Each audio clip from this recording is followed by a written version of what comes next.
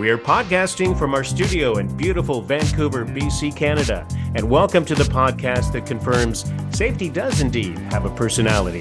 This is the show where we get to know people on a lighter, more personal and fun level who are affiliated with safety, including mental health, leadership, coaching, authors, and safety professionals. This is Safety Debris with me, Tanya Steele. And me, Richard DeLong.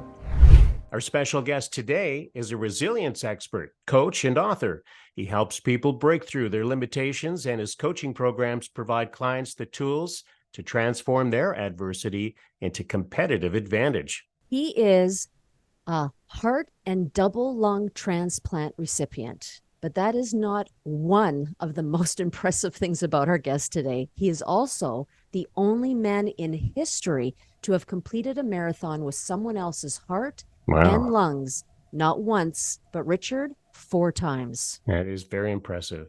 He was born with a life-threatening heart defect. Mark underwent open heart surgery on his first day of life. He was not expected to live a long life.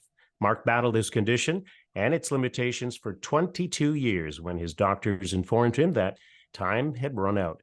His heart was failing badly, and without a rare heart and double lung transplant, he would not survive another year. But despite the prognosis, his heart beats as strong as ever today. That's right. And it does so to the very songs that he likes to listen to. Our special guest today is Mark Black of Dieppe, New Brunswick. And this is one of the songs that inspires Mark. Feeling All Right with Joe Cocker on Safety Debris.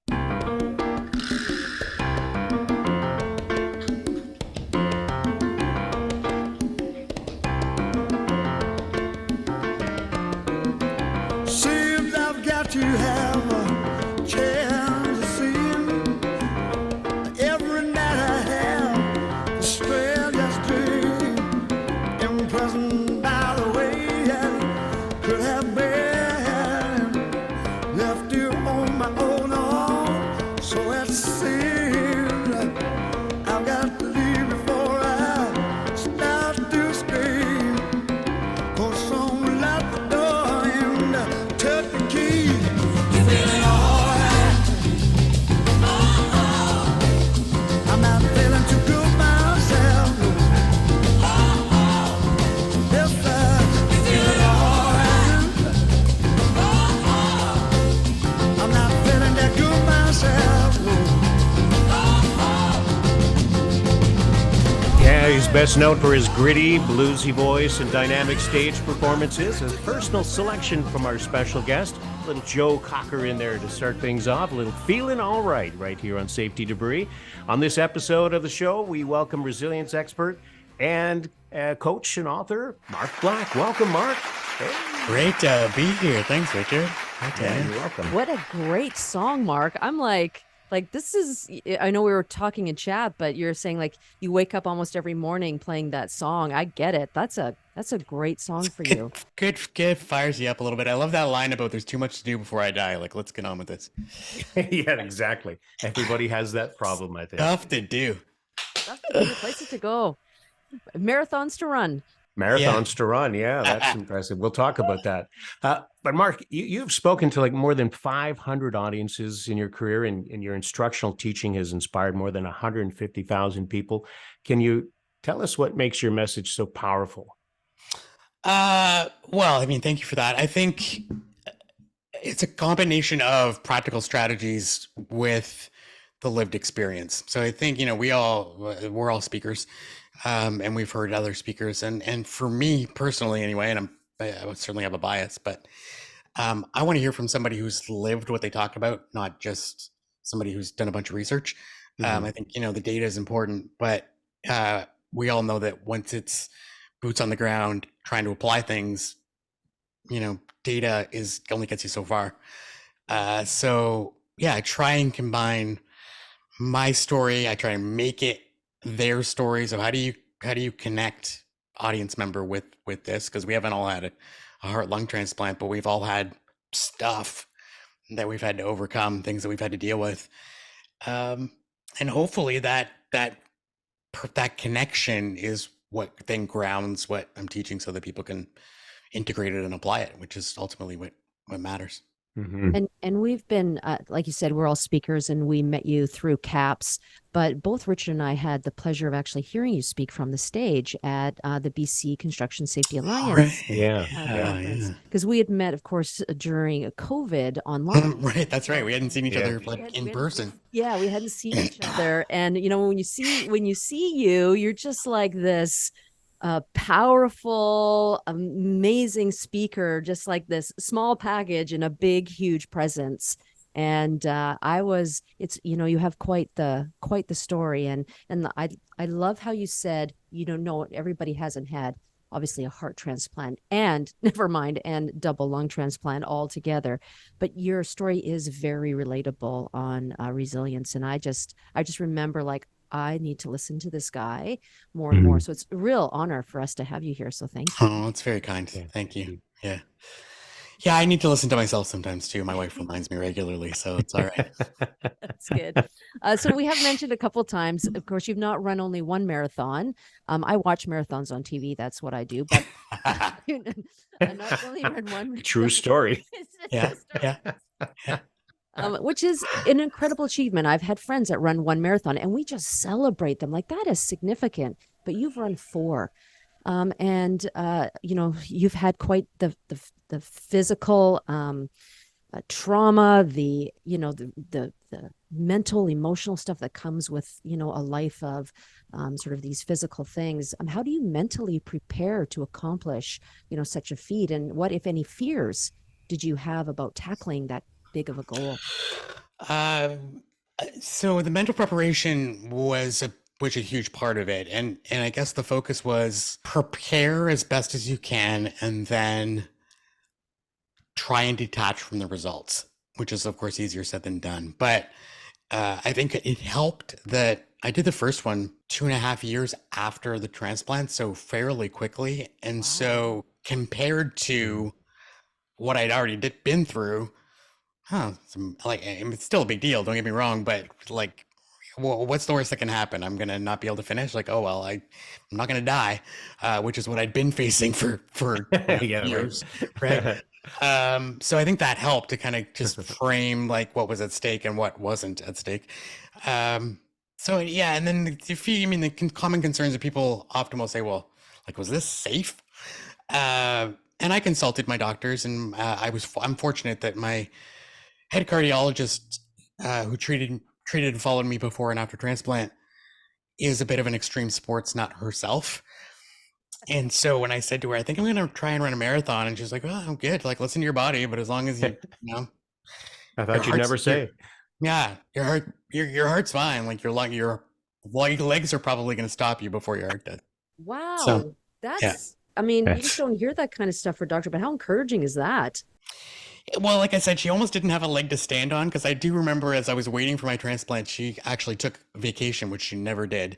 And on vacation, she was going to Scotland to mountain bike down these cliffs that are like super dangerous. And I literally said to her, I was like, you're way too valuable. Like, we need you. Please don't die on this mountain. Because she said, fog rolls in and you can die on this mountain. And like, she told me this whole story. I was like, this is your relaxing vacation? It's like, yeah, I don't really know how to sit on a beach. So anyway, so after hearing that, I was kind of like, well, I'm just going to stay on the street. There'll be lots of people. There's, you know, EMTs everywhere. It's pretty safe compared to what you did. So you pretty much had nothing on her then, is what you're saying. She was doing the real dangerous stuff. So when your doctor told you that your transplant was a treatment and not a cure, how'd that make you feel? Yeah, so that's just to clarify for folks, that's people often assume that, oh, if you get a transplant, then you're good, right? You're fixed. Mm-hmm. Yeah.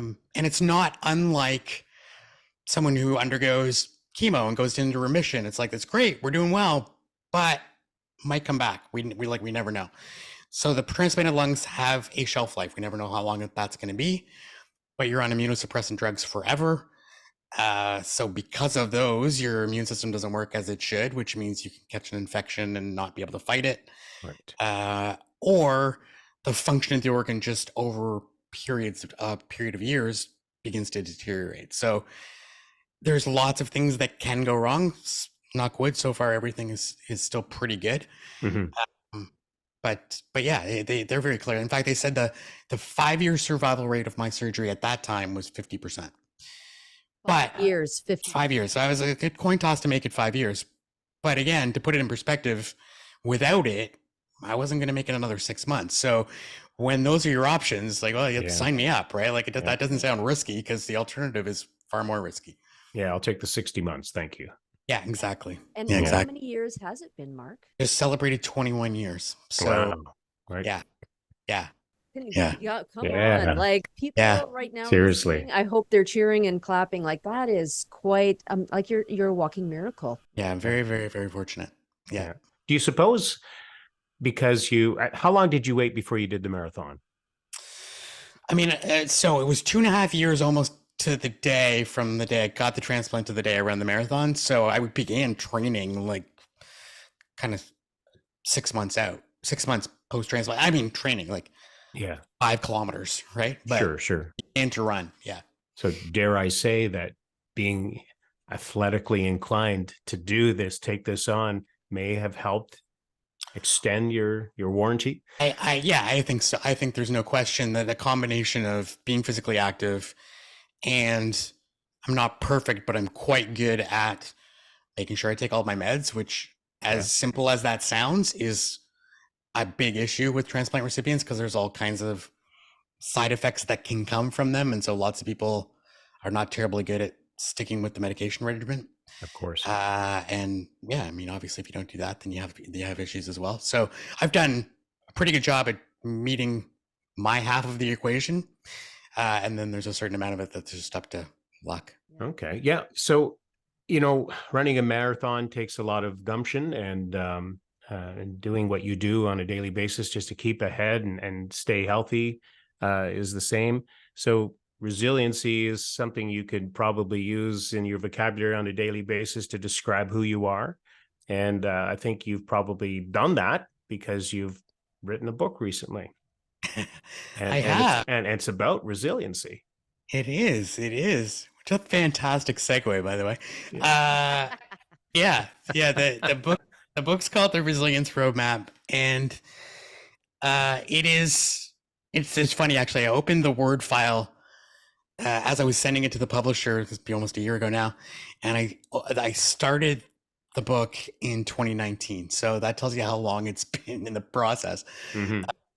Started in 2019, put it away, got stuck with it and put it away, and then COVID happened and went, okay, well, again, we're speakers. We don't have a whole lot to do right now. We're not going anywhere.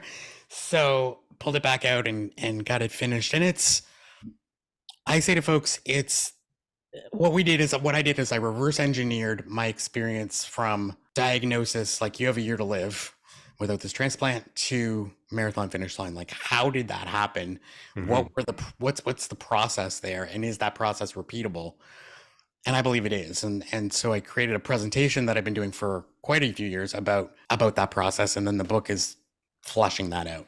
Yeah, and before we talk a little bit more about the book, because we have mentioned a few times that you're a speaker, what made you go from, having these heart transplants, and because I know you were teaching in schools at one time, but what made you go, you know what, I'm gonna speak and then I'm gonna write a book? Like those are big life changes. Yeah, and it was not like I did not sit down and say I'm going to be a speaker. I was invited.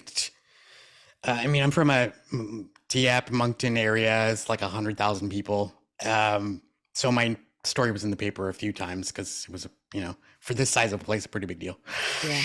And that caused pretty big deal, Mark, no matter the size. Well, yeah, I don't know how big of a blip it would have made in Toronto or Vancouver, but in any case, so that prompted some invitations to speak, and one of them was a high school graduation. So I prepared my little, I'm the guest speaker. I'm the last thing between these kids and the party they're going to. So I realized I was close enough to my own graduation to remember how little they were going to care about whatever I had to say. But I prepared my little 10 minutes and it went, fine. But one of the parents at the reception tried to hire me to speak at his company. And I'm working at a call center at an insurance company at this time. I don't even know what's happening.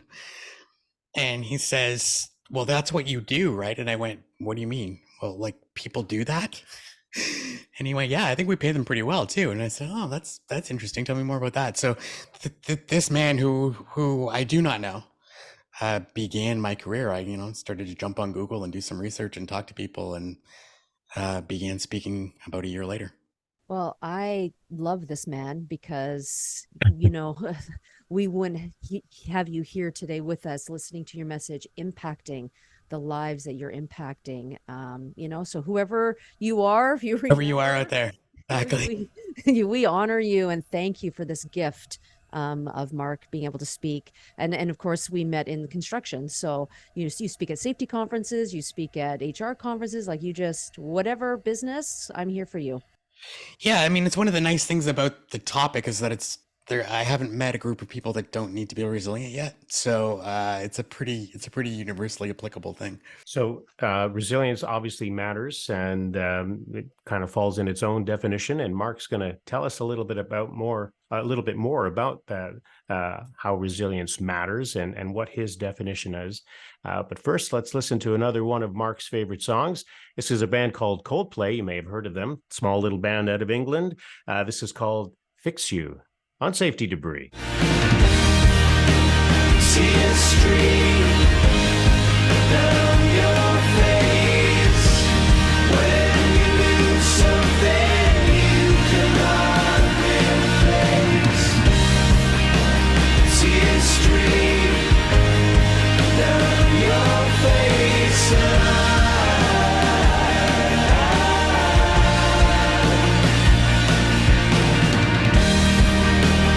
see a stream down your face. I promise you I'll learn from my mistakes. See a stream down your face.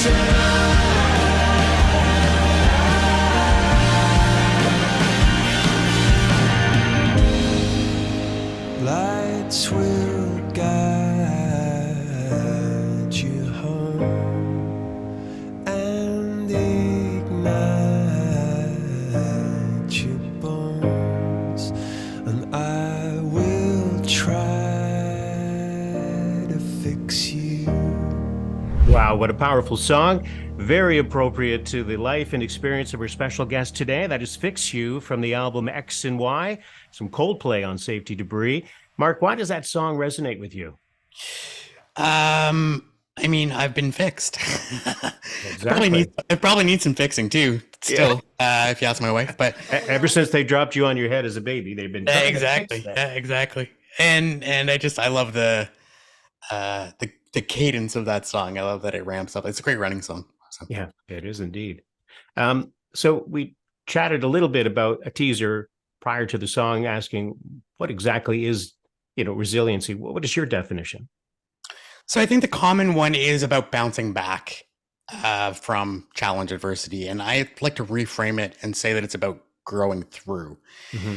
And the reason that I think that's an important distinction is because there's no going back. Like we talk about being resilient and we think about maybe COVID as a universal example. We're not going back to 2019, right? Like the world has changed. For better or worse. It's different, right? Yeah. And I don't think that's necessarily a bad thing. The world is always going to be different next year than it is this year. Mm-hmm.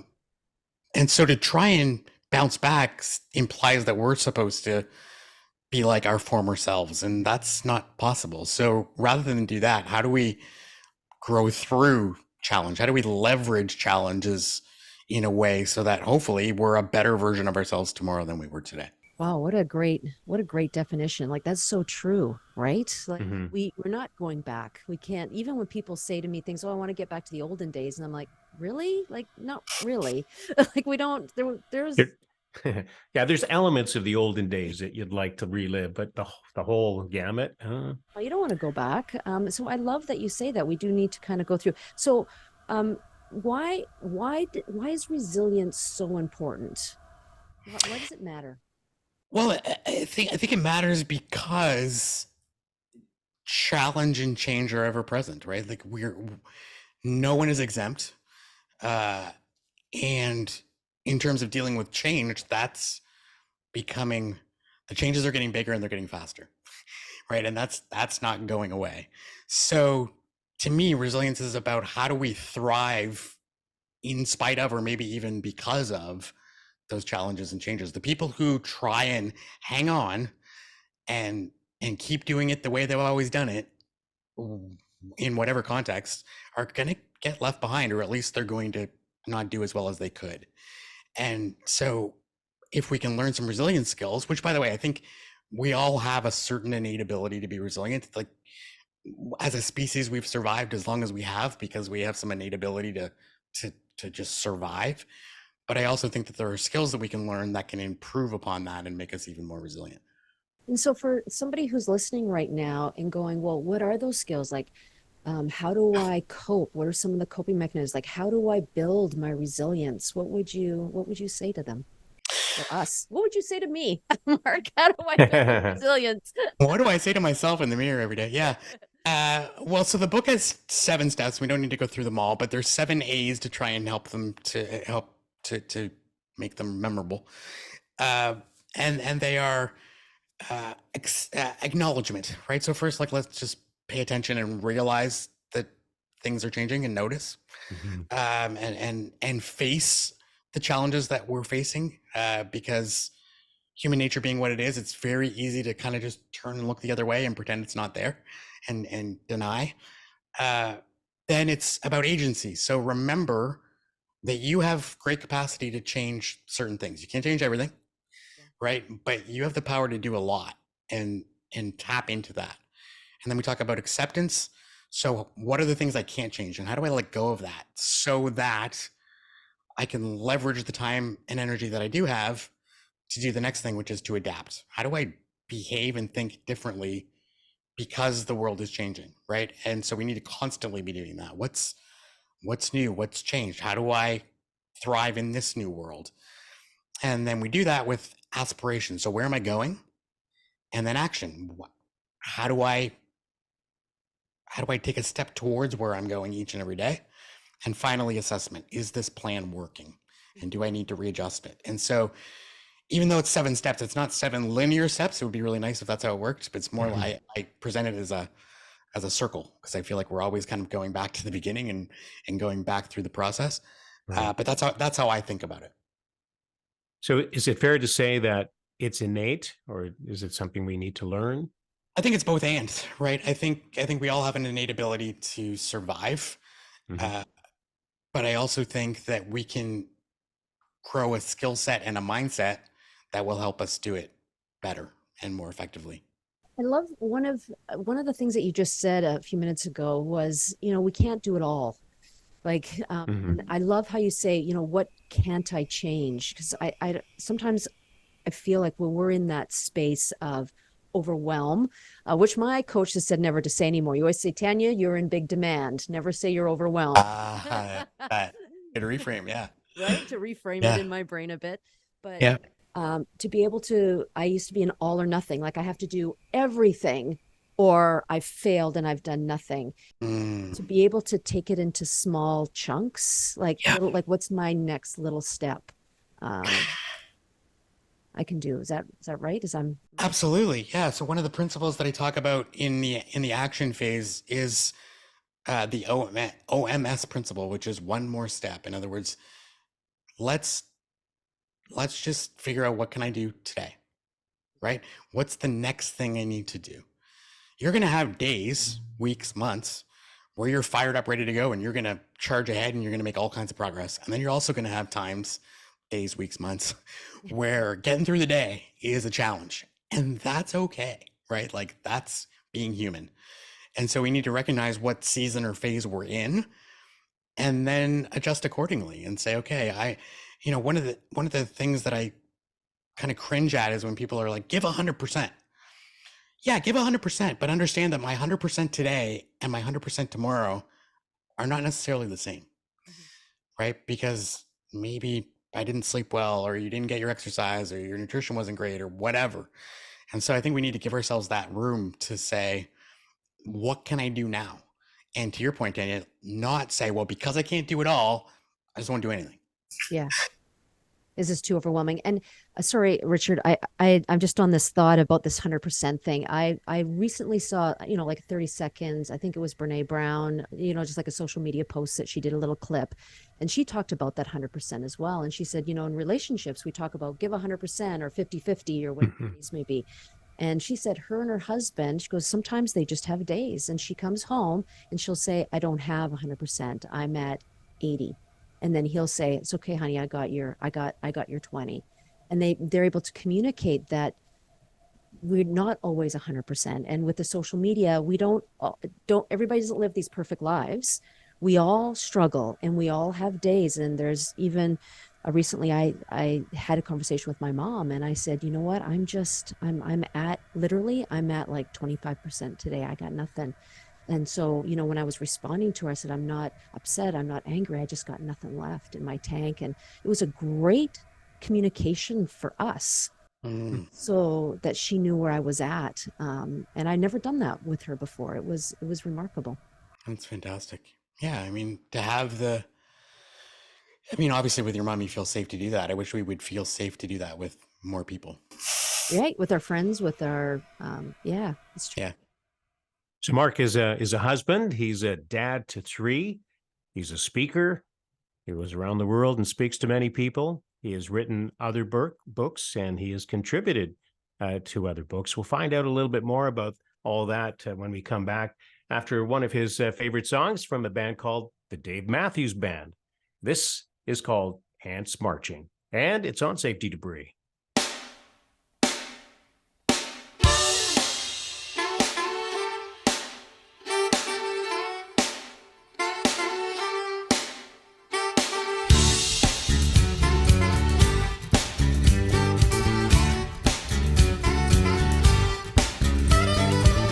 He wakes up in the morning, does his teeth bite to eat, and he's rolling. He never changes a thing. The week ends, the week begins. She thinks we look at each other, wondering what the other is thinking, but we never say a thing.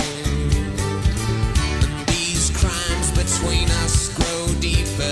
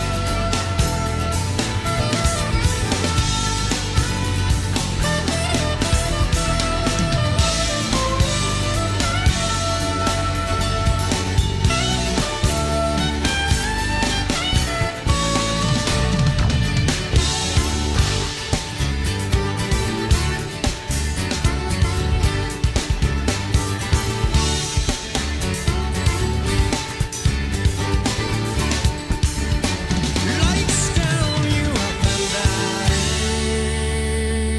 down. Well, a tip of the hat to Mark Black. He has selected the songs you're hearing here today on Safety Debris, and what a great tune, Marching Ants, and that is the Dave Matthews Band. Mark was mentioning that his cousin is a diehard fan. What does he do, Mark, with Dave Matthews? She travels. So Oh, Dave she. Matthews does tours almost every summer, and they're like somewhere else every weekend. And she and her husband follow them all over That's the fun. place. Wow, Yeah. how fun is that? Yeah, good That's for her. amazing. Yeah.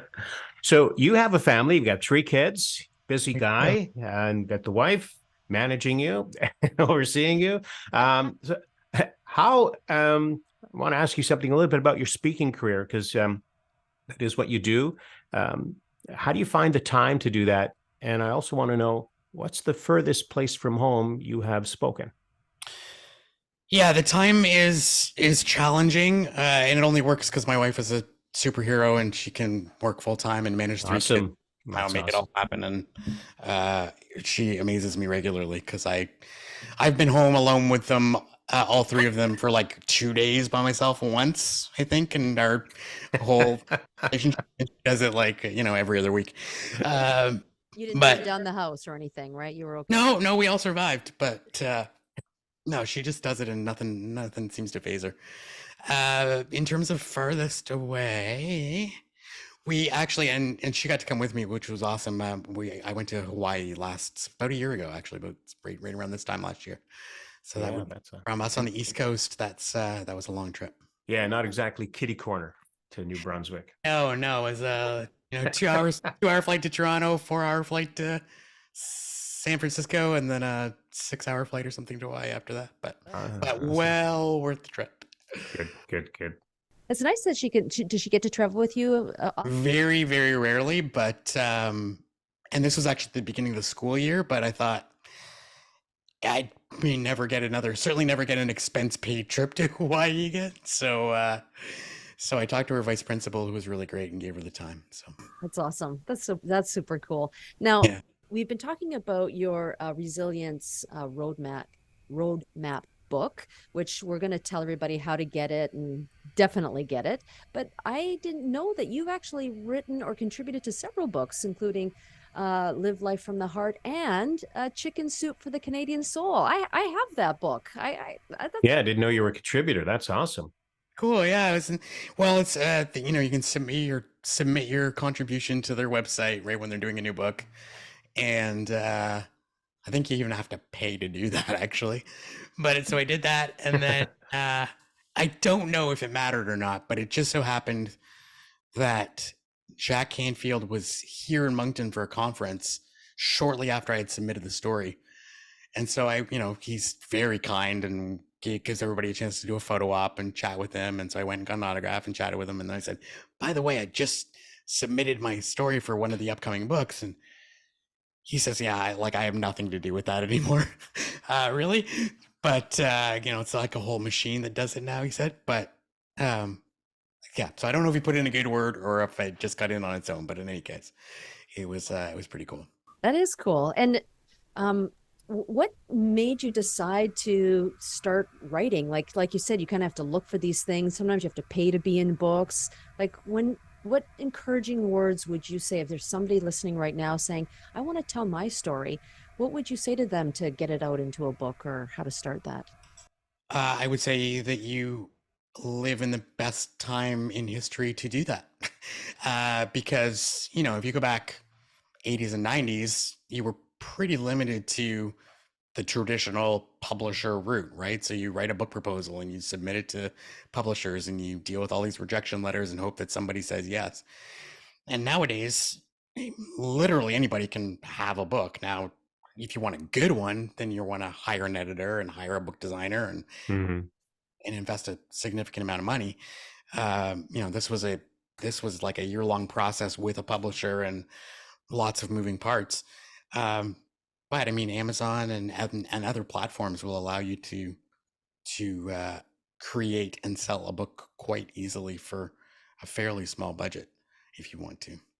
Yeah, because it seems it seems like it's easier to know somebody that has been published now. Not that it's a common thing, but like every corner you turn, you bump into somebody who's been published. But and maybe because I've been affiliated and associated with CAPS, the Association of Professional Speakers, there is more of them there, like you mentioned earlier in our chat. But it does seem like it's a little bit easier to get on board with that, and that's good news. Yeah, absolutely. And I think people write and publish books for different reasons, right? I mean, Mhm. you're doing a memoir, or you're doing a story about your family or something like that, when you just want the book to give to people, and That's right. that's great. If you want a professional, well edited thing that you're going to sell, then that's a little bit different, and you probably want to invest some money into doing that. But yeah, it's good that people have access. That's cool. Now, telling your story, because you tell it from the stage, you tell it in your book. You have many different ways that you tell your story. What is one of the moments where maybe somebody came up to you or you changed somebody's life? Like, do you have this is what keeps me telling the story because I've impacted that? Do you have like a story you can share with us on? Oh my gosh, there are many. Unfortunate. I mean, one of the things I do actually is I have a file and a mailbox within my email program, and I save those messages so that on the day when I don't feel like it, Right. I go back and I read those, and it reminds me, why I do what I do, and gives me the kind of oomph I need to keep going. Yeah, but I've had lots of folks say some pretty nice things about the impact that it's made. I had one that jumps out at me, and it's not save my life, but I talk to students a lot, and I always talk to them about stretching their limits and trying new things and seeing what you can accomplish. And I talk about, I never would have dreamed I could run a marathon before I did it. So, you can go and do some amazing things too. And I had a high school kid, like years later, reach out on Facebook and send me a picture. He said, "You won't remember me. You talked to me at this event, like I can remember 5 or 6 years ago. But you asked me to write down a goal, and one of my goals was to go skydiving." And then he just added the picture of him skydiving. I was like, Oh, that's fun. that's super cool. Yeah. That is indeed. That is super cool. Yeah. I mean, I love the association work that I do now. And I also love that it pays nicely compared to doing schoolwork. So it means I don't have to do as many and can stay home more. However, there's something pretty special about working with students kind of like 14 to 19, because they're just in that phase of life where you have the power to impact them in a deep way. I think we all remember, what the music we were listening to. We remember that that's just a part of life that kind of stays with you forever. Yeah, it's very rewarding to be involved in that stage of their life. So tell us, Mark, how can people get a hold of your book if they want to read it? So my website is called markblack.ca. And it's certainly, you can find it there. It's wherever books are sold online. You can find them on Amazon, Barnes & Noble, all those good places. And then the book's website is theresilienceroadmapbook.com. So that's awesome. I'm glad to have spent some time here with Mark. And we hope you've enjoyed this episode, meeting Mark Black here on Safety to Breathe. Thank you, Mark, for sharing with us today. It's been awesome. Yeah. Thanks, Richard and Tanya. Thanks for having me. Yeah, you're very welcome. Well, it's been a real pleasure getting the opportunity to speak with Mark Black and having him on our show. We hope that we will cross paths with Mark soon, although we live on opposite sides of the country. We look forward to seeing you again, Mark, and thank you for joining us here today. Thank you so much, Mark, for being here. Thanks for having me. Thank you for joining us, and please like us and subscribe to our podcast. If you would like, send us an email on who you would like to hear on our show. Email us your suggestions to safetydebris@gmail.com. Until next time, I am Tanya Steele. And I'm Richard DeLong. And remember, don't let anyone tell you different. Safety does indeed have a personality. The guests on this show are a testament to that. Our tradition is to always close out our show with a Canadian song. And today we've selected a song from a Toronto-based indie folk artist that sings about resilience. And we dedicate this song to Mark and his resiliency. This is Fia with Brave Obsession on Safety Debris. You're my brave obsession, my one unanswered question. Even when nothing come past it all, I come back to you. Small doubt I haven't faith, the only clock a minute late. And even when I trust myself to think of someone new, I come back to you.